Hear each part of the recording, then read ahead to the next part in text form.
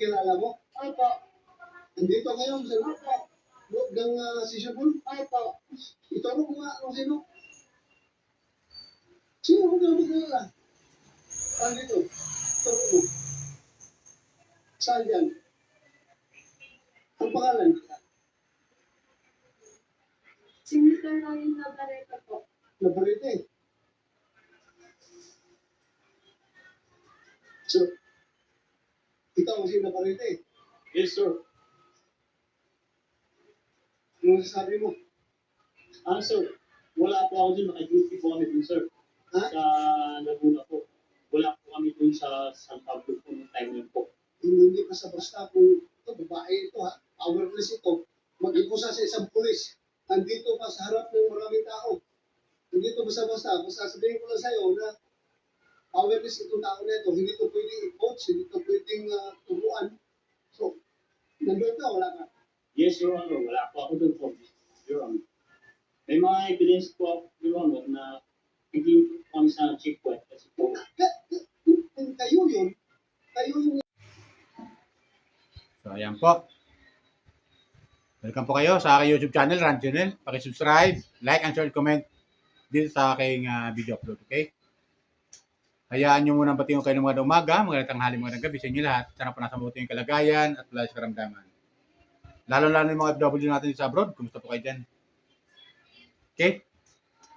So, itong upload ko, patungkol to doon sa napanood kong video upload ng umiinit at maingay ngayon dito sa social media at saka sa media na na tungkol sa mga nawawalang sabungero, mga kapo-viewers. Kasi medyo nagkakaroon to ng linaw na itong nawawalang mga sabungero. Kasi naimbestigahan to nung nakaraan, pero hindi natin alam kung ano nangyari sa kaso. Pero, pagkakalam natin, inimbestigahan to sa Senado. At mayroong tinuturo na isang pulis doon ng 4 na mga testigo. Isang pulis ang tinuturo. Ngayon, itong isang pulis na to ay todo tanggi. 4 na nagtuturo sa kanya, pero tumatanggi pa rin siya. Dahil nga, di natin alam kung anong kadahilanan kung bakit tinatanggi ito. 4 na nagtuturo sa kanya. Puro babae nagtuturo sa kanya. Dahil ayon sa mga testigo, pinabubuksan nga yung bolt. Pero dahil di nga alam yung password, binitbita lang nila yung bolt. 3 katao, ayon sa isang testigo. Pero, ganun pa man, todo tanggi pa rin itong pulis na to na tinuturo na nakikilala ng 4 na testigo sa nawawalang kaanak na sabungero. Diba? Ito kumuha ko ng maikli ng video clip. Panoorin natin yung hearing diyan sa Senado. Ito kinuha ko lang din sa isang vlogger na isa rin tawag dito. Isa rin gustong ilabas ang katotohanan kung ano ba nangyari sa mga kaanak sa mga sabungerong nawawala nung kasagsagan nung investigasyon. At anong nangyari na sa kanila, kung mga buhay pa ba ito sila?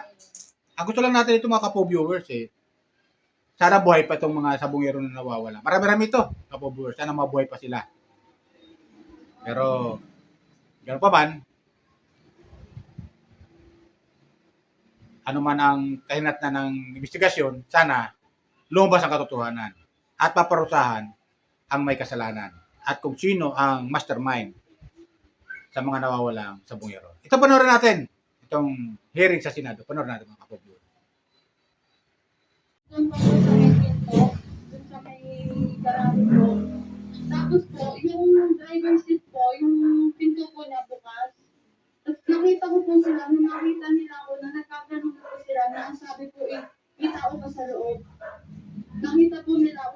sasakyan. Tapos po, nung nakita po ako, may isa po lalaki lumapit sa akin. Sabi na, bumaba ka na dyan, wala lang naman to. Hinahon pa po yung pagsabi niya sa akin nun. Tapos po, Sandali. Okay ba? Pwede ko tanggalin mo yung kan? Hirap. Hindi masyado maintindihan. Ano yung sabi mo ba? Ano sinabi mo ba? sabi po niya na ano, na bumaba ka na dyan, wala lang naman to. Sabi niya po sa akin. Wala naman to. Opo, ayun po ang sabi. Tapos po, sabi ko sige po, ayusin ko lang po to. Kasi inaayos ko po yung laruan ng pamangkin ko. Tapos po, hindi ko po mabuksan yung sasakyan na paglabas. Sabi ko, pwede po pabukas. Pero po, buksan niya pa po ako ng sasakyan. Tapos po, nung hindi ko nala yung pinto nung ano, doon po na ako pinadaan sa kabila. Sa kabila po na ako pinadaan. Tapos po, nung nasa pinto na po ako, sabi, nakita ko po sila na nakaupo na sa sala. Kasi pa, tapos nakapalibot na yung mga lalaki. Tapos sabi sa akin yung nakatayo doon na ano, ikaw sino ka? Sabi sa akin. Sabi ko napaganto po ako. Sabi ko, ikaw umupo ka dito. Sabi niya gano'n. Sa ano ko po, ako po, naligay pa po ako ng face mask sa kanila. Kasi po yung mga, kasama ko po sa bahay, wala pong face mask noon. Kasi po, yung pinsan ko po, sa atin po, positive po siya that time. Tapos po, nakita ko po, ba't po nasa sala? Positive po yun. Tapos ako po, namigay pa po ako ng face mask. Para lang po, sabi ko lang din po dun sa amin. Pamangkin ko kasi ako, mga bata pa po yun eh. Tapos po, nung ako ko lang po ng sasakyan, may isang lalaki yung ano sa akin, ikaw, ka dito. Pinapasok ko na po ako sa kwarto. Tapos po, nung pagpasok ko po sa kwarto, nakita ko po sila na kalat-kalat na po yung loob ng kwarto, yung mga ano po, nakalatag na po sa higaan, ginukuha po nila. Tapos po, yung isa pong lalaki, pinadiretso niya po ako dun sa may lagayan ng bolt. Sabi niya po sa akin, ikaw, buksan mo to. Buksan ko daw po yung bolt. Pero hindi ko na po alam yung password. Tapos po, hindi ko pinipilit na po sa akin na pabuksan niyo, pero hindi ko po talaga alam yung password. Tapos yun po, lumabas na po ako nun. Tapos dinala na lang po nila yung bolt. Binitbit yung buko. Opo, binupit po. Gano'ng kalaki? Usong-usong pa nga po sila nun eh, paglabas ng kwarto. Usong-usong pa po. Ano no? Usong-usong. Parang tulong-tulong po sila Bakit pagbukas. sila nagbubuhat? 3 po. Makilala mo yun, nagbuhat mo ba? Makikilala mo? Makikilala ko po dito kung sino po yung nakapasok sa kanyang kwarto. Makilala mo? Opo. Andito ngayon sa Opo. loob ng sisyon. Opo. Ituro ko nga kung sino. Sino ko na makilala?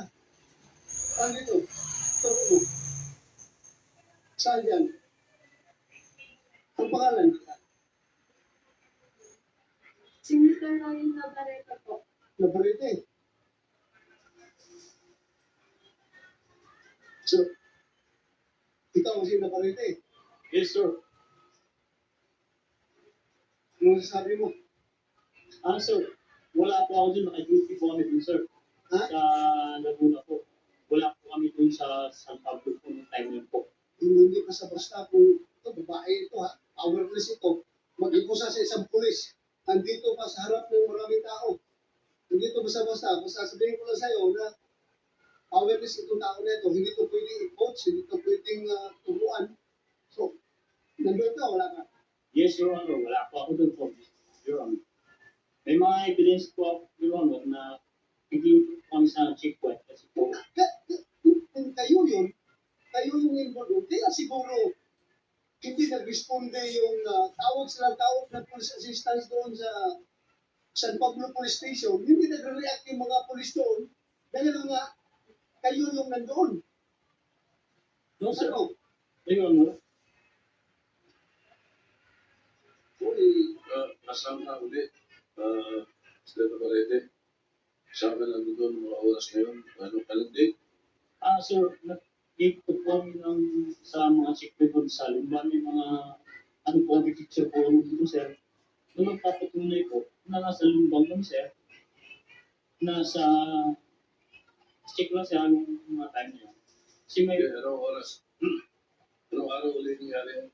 This update, malayo po yung area, sir, dun sa San Pablo, dun sa Dali lang, ginawin din natin ang buti ha. Miss Sanilin, anong araw yun? August 30 po. August 30. 30, 2021. Opo. Okay. Anong oras? Mga 9 po. Mga 10. Mga 10 ng umaga. Inabot po ng ano po. Around 10 o'clock ng umaga. Okay. August 30, around 10 ng umaga. Nasaan ka, Mr. Barreto? base po dito po, nasa Magdalena po kami. Nag-ikot po sa mga checkpoint po na miniature po. Bakit? Pero ano, bakit based yan? Bakit tayo dapat magbase sa binibigay ng abogado mo? Bakit hindi ka lang magsasagot ng diretso kung saan ano pa na ngayon? Isa medyo yung time na yung bumalikan mo, malayo na sila. Dapat mag-rely ako dun sa kung saan ako na sa base set ko sir. Kasi hindi ko ma-memorize tagal dun sir. Pero mo, Sige, sir.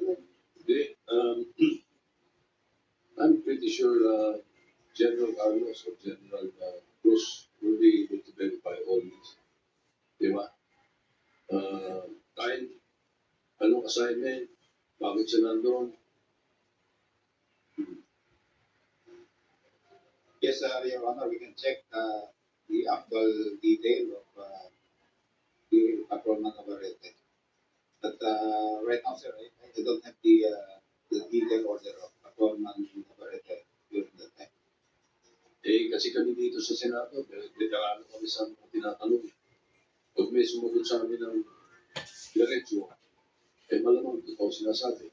Pero pag sinagot kami ng tumingin sa kung saan, at sinabi, based po dito sa ano, ito talagang medyo magdududa po kami. Ito po po yung kapatid ko, sir, na pinasok nila may COVID that time. Kaya tinignan niya rin yung mga pumasok sa kwarto. Ikaw yun. Ito po yung naka-quarantine ng araw na yun. Kapatid po ako ni Princess Montano. Okay. So, identify mo rin dito. Kaya ganito ko lang po yung nangyari. Ha? Yung pong nangyari. Yung nangyari. Tulog po ako ng araw na yun. Nagising po ako. Pinagsisigawan na po sa sala. Akala ko po, nagtatalo po yung mag-asawa, si Boston po at saka si ate. Tapos sabi ko, ano kaya yun? Tapos maya-maya po, tumayo na ako, narinig ko parang ibang boses na po. Sabi niya, may ano ka, may kaso ka. Tapos bubuksan ko na po yung pintuan, bigla po may pumasok ng dalawang lalaki. Tapos po, namukaan ko po yung isa doon. Namukhaan. Opo, Andito ngayon. opo. Suro mo, kung sino? Si Roy Navarro po. Navarrete. So, dalawa na kayo nagtuturo kay Navarrete na pumasok doon sa bahay niyo. Ikaw, ma'am, Montañez, Mama Lizette at saka ni mami, Opo. right. Ako din po kasi tinawag niya po ako. Tapos tinanong niya po kung paano po ako ni John Dasco. Sabi ko, manugang ko po siya. Tapos tinanong niya ako, ano ka ba dito? Sabi ko, ako po ikasambahay lamang. Hindi ko po sinabi na ako mother nila. Basta sabi, tapos tinanong niya po ako, pwede ba buksan mo yung board? Sabi ko, hindi ko po alam yung password. Ang nakakaalam po ay ang sekretary niya. Tapos sabi, pinaturo niya sa akin yung board. Sabi ko, hindi ko nga po alam. Sino? Sino yun niya? Like, ano po, Sister Marilyn. Navarrete. Opo. Pinapatulog niya Yung board, pinabuksan niya po sa akin. Tapos, Sabi ko, hindi ko po alam yung password. Nabukaan ko po yung mata niya. ha? Yung mata niya po at taas niya. So, apat kayo nag-identify dito kay Navarrete. yung pong pamangkin ko, siya din po yung kumuha sa akin. Yung pong lalaki. Ito po yung magkasama. Kami po magkasama ng pamangkin ko. Ito po kami sa kwarto. Nakakapagtaka lang po, alam nila lahat ng kukunin sa bahay. Grabe, inuna po nila yung kwarto namin. Paano po? As in, lahat ng gamit doon. Yung mga pictures po na talagang grabe. Ultimo kong baboy, talagang sinaksak nila. Lahat po ng gamit namin, walo kami sa bahay, kinuha kahit yung mga wallet ko po, yung mga pera doon na nakasingit. IDs, lahat walang itinira sa amin. Pag ko po, kinuha din nila. Mga ID ko. Doon po nila lahat nilagay yung cellphone sa bag ko. 10 cellphone po yun. Diyos ko, halos idinamay ko po nila yung tao. Roy Gabarete, Yes, sir. ito, 4 na babae ito, nag-identify sa'yo. Yes, sir. Ikaw pumasok doon sa bahay nila. Kumuha ninyo yung Sigyon Lasco. Tapos kanina, yung dalawang magkapatid din, ikaw rin tinuturo. What a coincidence. Ano tingin mo? Makukumbinsi mo pa kaya ako? Yes, sir. Ha? Makukumbinsi ko pa mo pa kaya ako na wala kang kinalaman dito? Na hindi ito, si Palit na kaso ito, ha? Ikaw tinuturo na kapat. Tapos yung kanina, dalawang magkapatid na kinasuhan yun ng drugs. Ikaw rin yung tinuturo. Grabe naman coincidence yan. So, ayun, di ba? Kapo viewers. 4 na babae. Ayaw nga na Senator Bato. 4 na itong tuturo sa'yo, pero tudutanggi pa rin itong pulis. Di ba? Tudutanggi itong pulis. 4 na tuturo. Tapos, tanong kung anong trabaho niya bilang pulis. Ay, nasa intelligence pala siya. Kaya pala civilian ang uniform niya. Kasi nasa intelligence siya. Kaya hindi nga kapwa-viewer, hindi nga kataka-taka na maaaring pwede siyang umaristo dahil nasa intelligent ka siya na nakasibilyan. Kasi di ba may mga pulis na umaaresto sa isang akusado na naka-uniforme pero nasa kasibilyan ito at may mga kasamahan. Doon sa mga inaresto nila ng mga sabungero na pinakita ang mga nakaraang video, di ba? Yung kasagsagan ng investigasyon ng Senado tungkol sa nawawalang mga sabungero. Di ba? Nakikita natin sa TV, sa mga balita, na inaaresto yung mga biktima ng mga nakasibilyan at nagpapakilala mga NBI. At may pinapakita pa silang papel, kuno, na may warrant of arrest at kung ano-ano mga kaso. At sasabihan pa yung mga testigo na, ayun nga sa dito nakikita natin, na huwag lang kayo maingay kasi may kaso yan at ang kaso niyan, istapa. O, di ba? So, doon pala, binibiruan sila yung mga witness, yung mga testigo, doon ka mga kaanak na huwag na kayo mag-ingay dahil itong inaaresto namin, may kaso. May kaso. So, siyempre, ikaw kamag-anak, may kaso yung kamag-anak mo karapat dapat mo lang na talagang ipaubaya sa kanila kasi mga otoridad man sila bilang mga otoridad, karapat nilang mga aresto at sa pag-utusan man sila. Pero kabaliktaran, ito mga inaresto nila ay nawawala ngayon. Hanggang ngayon, di pa matagpuan yung mga labi ko nasaan na sila, yung mga biktima na to. Di ba? At nagreklamo na nga. Marami, hindi lang ba? Isa, dalawa, hindi lang Marami mga sabungero At yung, kailangan talaga dito, yung mastermind kung sino talaga at dapat talaga magdusa sa kulungan. Kung kinakailangan ka po viewers, itong mastermind ay makalabuso at mamatay na doon sa kulungan at mahuli. Kung mahuhuli at pakasuhan, doon na sa kulungan mamatay itong mastermind na to. Dapat sila pagdusahan kasi buhay ng taong nawala rito. Di ba mga kapo-viewers? Buhay ng tao. Dapat talagang mahuli kung sino talaga ang mastermind dito. So, yan lang sa akin kapo-viewers kasi nakakaawa rin itong mga sabungero na nawawala. Na hanggang ngayon, umaasa mga kamag-anak nito mga sabungero na ito na nawawala na sana buhay pa sila. At sana tayo bilang mga viewers at umaasa sana mga buhay pa sana itong mga tao itong mga sabungero itong nawawala. Diba? So yan lang sa akin mga kapo-viewers. Baka meron pang nanonood dyan na hindi pa nakakapag-subscribe sa aking YouTube channel. Subscribe lang po kayo, like and share, comment. Okay? Yan lang po mga viewers ko. Sana makakuha ng hustisya itong mga kaanak ng mga sabungirong nawawala.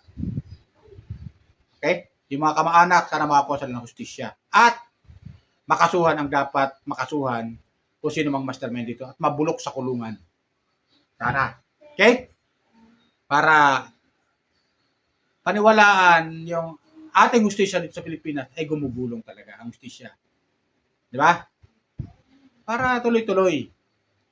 Para hindi lang masabi natin na ang hustisya ay para lang sa mga mayaman. Paano ng mga mahihirap na naghahangad ng hustisya.